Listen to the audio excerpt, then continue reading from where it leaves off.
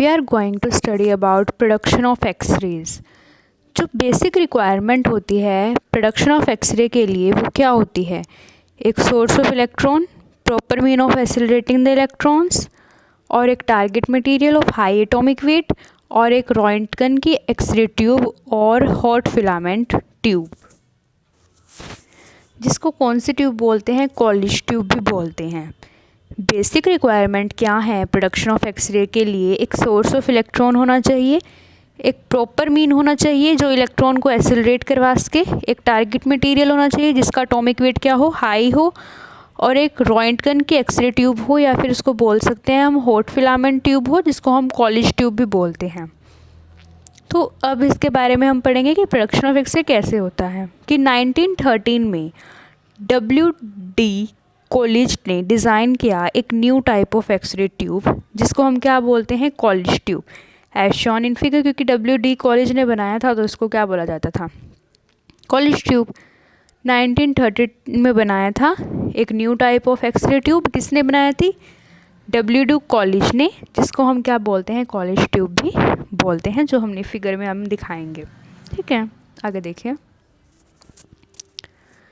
It contains highly evacuated glass bulb containing a cathode। इसके अंदर क्या होता है? एक highly evacuated glass bulb होता है। evacuated का मतलब वहाँ से जो एयर है वो क्या कर ली गई है? निकाल ली गई है। हाईली का मतलब पूरी तरह से उसके अंदर जो भी गैस है वो क्या कर ली गई है? निकाल ली गई है। कंटेनिंग अ कैथोड, और उसके अंदर क्या है? एक कैथोड है। उसके अंदर क्या है? देखिए, it contains highly evacuated glass bulb containing a cathode, कि उसके अंदर एक ऐसा बल्ब है जिसके अंदर क्या है? कैथोड है। ठीक है, और वो कैथोड कौन है? Which is tungsten filament. और वो किसका फिलामेंट है? टंगस्टन का फिलामेंट है। जो हम बल्ब भी बोलते हैं कि एक बल्ब होता है, उसके अंदर जो फिलामेंट होता है वो टंगस्टन का होता है। हम ऐसे मान सकते हैं कि एक इवैक्यूएटेड ग्लास ट्यूब के अंदर, एक इवैक्यूएटेड ग्लास बल्ब के अंदर एक कैथोड है विच इज़ टंगस्टन का फिलामेंट है। और जो एनोड है एक्ट एज ए टारगेट। जो एनोड है वो क्या बोलते हैं? उसको टारगेट ही बोलते हैं, और एक्ट करेगा एज अ टारगेट, जो किसका बना हुआ है? High atomic wait. जो उसका एटॉमिक वेट है वो बहुत ज़्यादा क्या है? हाई है। एटॉमिक वेट, जो उसके एटम्स का वेट है वो क्या है? बहुत हाई है। आगे देखिए। The pressure inside the bulb जो मेंटेन किया गया है वो 10⁻⁻⁶ mm मेंटेन किया गया है। जब हमने क्या किया? कैथोड को हीट करते हैं, उसमें से करंट को पास करके, सो that it may emit electrons, जिसके कारण वो क्या करेगा? इलेक्ट्रॉन को एमिट करेगा। कैथोड को हमने क्या किया? हिट किया, तो उसमें से क्या होंगे? उसमें से क्या करेगा? करंट पास करेगा, सो that it may emit electron, तो वो क्या करेगा? इलेक्ट्रॉन को एमिट करेगा। जैसे हमने अभी पढ़ा था ब्रह्मस्ट्रंग इफेक्ट, उसमें क्या होता था? एक्सरे ट्यूब होती थी, इलेक्ट्रॉन कहाँ से आते थे? कैथोड से। जब कैथोड को हम हीट करते हैं, उसको करंट देने के बाद, so that it emit electron, वो क्या करता है? इलेक्ट्रॉन को एमिट करता है। The emitted electron are accelerated by applied potential difference towards the target. अब इमिटेड इलेक्ट्रॉन जो निकले हैं उनको क्या करना है? एक्सेलरेट भी करना है, उनको मूव भी करवाना है।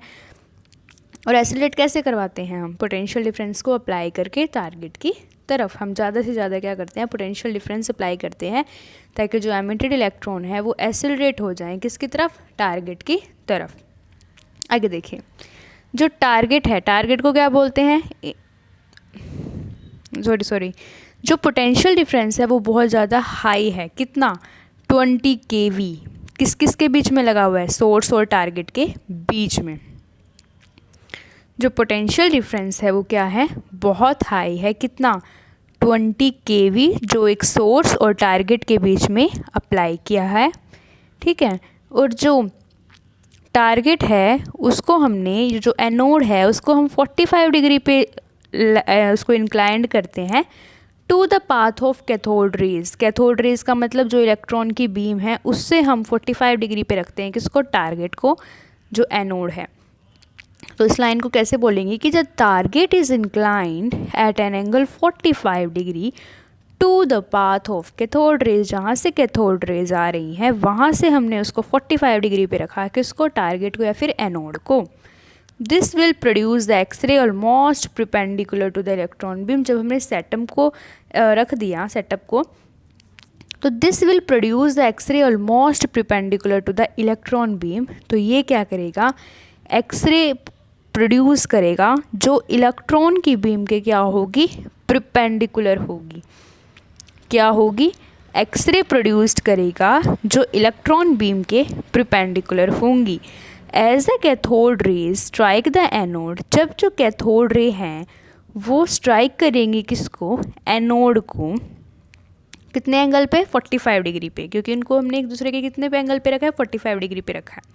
ठीक है, कि एज द कैथोड रेज, जो इलेक्ट्रॉन की बीम है वो स्ट्राइक करेगी एनोड से, जो स्ट्राइकिंग इलेक्ट्रॉन है will interact with strong field of atomic nuclei of anode material. जो इलेक्ट्रॉन स्ट्राइक करेंगे ना वो इंटरेक्ट करेंगे जो उस मटेरियल का जो एटॉमिक न्यूक्लियाई होगा उसकी स्ट्रॉन्ग फील्ड से, जिस मटेरियल का वो एनोड बना हुआ है। ठीक है, जो कैथोड रे हैं वो किससे स्ट्राइक किया, एनोड से। तो जो स्ट्राइकिंग इलेक्ट्रॉन है वो किसके साथ इंटरेक्ट करेंगे, एटॉमिक न्यूक्लियाई ऑफ एनोड, जिस मटेरियल से वो बना है उसके एटॉमिक न्यूक्लियाई की स्ट्रॉन्ग फील्ड से वो क्या करेंगे, इंटरेक्ट करेंगे। कि जो striking electrons will interact with strong field of atomic nuclei of anode material, जिससे क्या होगा, which result deceleration of striking electrons, जिसकी वजह से जो इलेक्ट्रॉन स्ट्राइक कर रहे हैं वो रुक जाएंगे, डीएसिलरेट हो जाएंगे। ठीक है, आगे की तरफ जाना बंद करेंगे, which results deceleration of striking electron. ठीक है, अब due to deceleration the electron will loss its kinetic energy. Deceleration का मतलब वो रुक गई, तो मतलब उनकी काइनेटिक एनर्जी क्या हो गई, लॉस हो गई। And hence there will be release of energy in the form of x rays. तो क्या होगा, एनर्जी क्या होगी यहाँ पे, रिलीज होगी, किसकी फॉर्म में, एक्सरेज की फॉर्म में। समझ में आई, ऐसे एक्सरे बनती है। अब देखो, in this process the anode में गेट हीट अप, जो एनोड है उसको हम क्या, वो क्या होता है, हीट अप, जल सकता है। To cool it a hollow copper cylinder is mounted at one end of anode. इसको ठंडा करने के लिए होलो कॉपर का सिलेंडर माउंट किया जाता है, बांध दिया जाता है at one end of anode, anode के एक एंड पे। थ्रू विच ऑयल और वाटर इज सर्कुलेटेड, जहाँ से जो ऑयल है या फिर वाटर है वो सर्कुलेट होता रहता है। ठीक है, जाता आता रहता है कि ठंडा रहे वो। This arrangement is needed to prevent the melting of anode by excessive heating. ये अरेंजमेंट मेड की जाती है ताकि हम एनोड को एक्सेसिव हीट से क्या कर सके, मेंटेन कर सके। अब देखो, जो इंटेंसिटी होगी एक्सरे की वो डिपेंड करेगी कि कितने नंबर ऑफ इलेक्ट्रॉन स्ट्राइक करते हैं मेटल के टारगेट को, और जो प्रोडक्शन है एक्सरे का वो डिपेंड करेगा कि प्रेशर ऑफ गैस कितना है इनसाइड द ट्यूब एंड जो पोटेंशियल डिफरेंस हमने कितना अप्लाई किया है। ठीक है, और इसको एक मैं बार रिपीटेशन कर देती हूँ। प्रोडक्शन ऑफ एक्सरेज में जो बेसिक रिक्वायरमेंट है फॉर प्रोडक्शन ऑफ एक्सरे क्या है, source of electron, proper mean of accelerating the electrons, a target material of high atomic weight, Roentgen X-ray tube और हॉट फिलामेंट ट्यूब, जिसको हम क्या बोलते हैं, कॉलिश ट्यूब। आगे देखो, important properties for selection of target.